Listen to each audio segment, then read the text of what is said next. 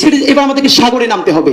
আমাদেরকে আজীবন শেখানো হয়েছে 3 দিক থেকে ঘেরা, এরপরে সাগর ডুবে মরবো। অথচ এই 3 দিক ঘেরার পরে এই সাগর যে আমার অপার সম্ভাবনা, আমার শক্তি, যেখান থেকে আমি দুনিয়াকে উন্মুক্ত করে বহু বিশ্বের সাথে মিলে যেতে পারি, যেই সাগরে আমেরিকার দরকার, যেই সাগর চায়নাকে দরকার, যেই সাগরে অ্যাক্সেস না পাওয়ার কারণে সেভেন সিস্টার্স বড় ক্রাইসিসে থাকে, আমি বরং ইন্ডিয়াকে বাধ্য করতে পারি, তুমি আমাকে হেল্প করলে তোমার অনেক টাকা আমি বাঁচাই দিব, সেভেন সিস্টার্স আমি পণ্য পরিবহন করতে দিব। এই স্ট্রেংথ আমাকে কোনোদিন জানতে দেওয়া হয় না, এটা তোমার পাঠ্যবইতে নাই। এবং আমি সব থেকে একাডেমিক অসততার কথা আজকে একটা বলে আমি শেষ করতে চাই। সেন্টার ফর পলিসি ডায়ালগ, এদের নাম বলতে আমার দ্বিধা নাই। যখন 2012-13 সালের দিকে বাংলাদেশে হাসিনা প্রথম ইন্ডিয়াকে ট্রানজিট দিতে শুরু করে, মানে ট্রানজিটের আলাপটা ওঠে, তখন বিএনপি থেকে শুরু করে আরো বিভিন্ন নাগরিক ফ্রম, মনে আছে আমার দেশের মাহমুদুর রহমান, উনি লং মার্চ নিয়ে গিয়েছিলেন পদ্মার পারে। তো এটা নিয়ে বড় হলো, তো ট্রানজিট দিলে কি উপকার হবে এটা নিয়ে সেন্টার ফর পলিসি ডায়ালগ ওনারা অনেক লম্বা লম্বা আলাপ দিলেন। আমার মনে আছে কোট আনকোট, আমি একদম ওরকমই বলতে পারবো, সম্ভবত তখন মশিউর রহমান অথবা গওহর রিজভী, দুইজনের একজন অর্থ উপদেষ্টা এবং অন্য একজন সম্ভবত ওনার রাজনৈতিক উপদেষ্টা হাসিনার।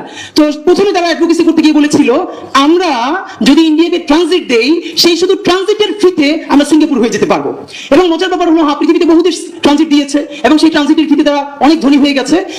মানে অবাক করার ব্যাপার, 2 থেকে 3 বছর পর গওহর রিজভী অথবা মশিউর রহমানকে সাংবাদিকরা জিজ্ঞেস করেছেন যে এই যে আমরা ট্রানজিট দিয়েছি ইন্ডিয়াকে, আমরা এখান থেকে কত টাকা পেয়েছি? আপনারা শুনলে হাস্যকর মনে হবে, কোট আনকোট দেখতে নিয়ে বলছি, হি রিপ্লাইড, বাংলাদেশ এত ছোট লোক নয় যে প্রতিবেশীকে ট্রানজিট দিয়ে সেখান থেকে টাকা নিবে।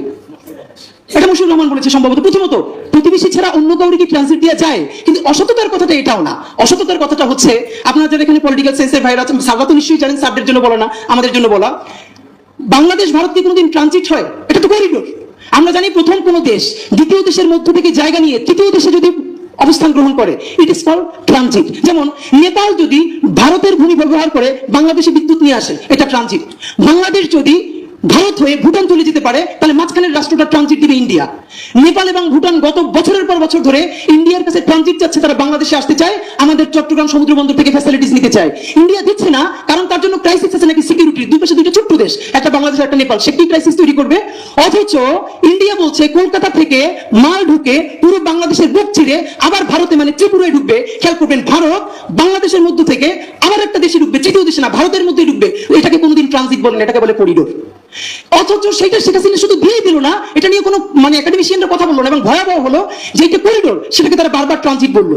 অথচ বাংলাদেশ ভারতের মধ্যে হয়ে বাংলাদেশ আবার ভারতে ঢুকবে, এটা তো কোনোভাবে ট্রানজিট না, এটা করিডোর। তারা বলছে বারবার ট্রানজিট। তো এই যে একাডেমিক অসততা, এই অসততার বিরুদ্ধে কাউকে না কাউকে তো দাঁড়াতে হবে যে আপনি ট্রানজিট আর করিডোর। আমি আপনাকে দায়িত্ব নিয়ে বলতে পারি, পৃথিবীর বহু দেশ ট্রানজিট দিয়েছে প্রতিবেশী দেশকে, হাজার হাজার কোটি টাকার মালিক হয়েছে।